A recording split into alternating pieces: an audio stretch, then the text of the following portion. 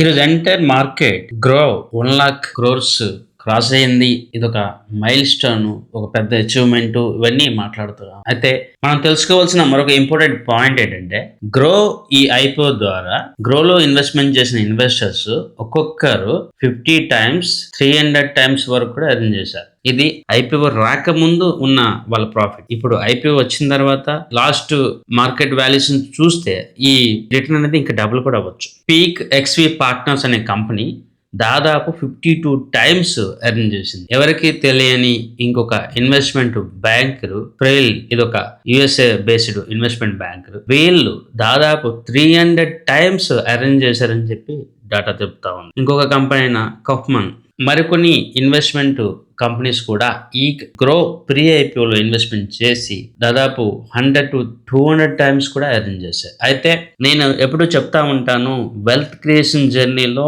10 years లో 100 times సాధించవచ్చు అని చెప్పి చెప్తా ఉంటాను. చాలా మందికి దానికి నమ్మకం కుదరదు. కానీ మార్కెట్లో మనకి తెలియనివి, మనకు అర్థం కానివి స్ట్రాటజీస్ చాలానే ఉంటాయి.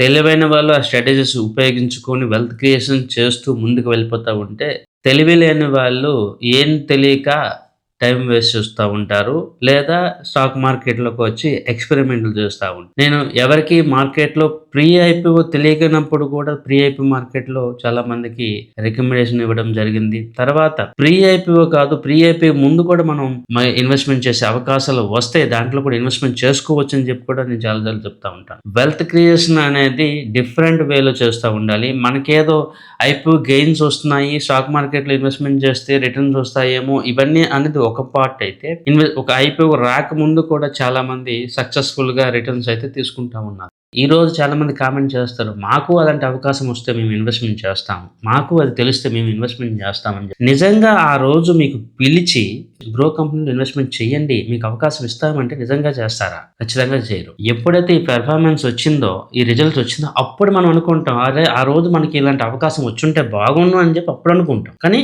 అదే అవకాశం మీకు ఇప్పుడు వస్తే మీరు నమ్మరు. ఇవన్నీ ఒకవైపు.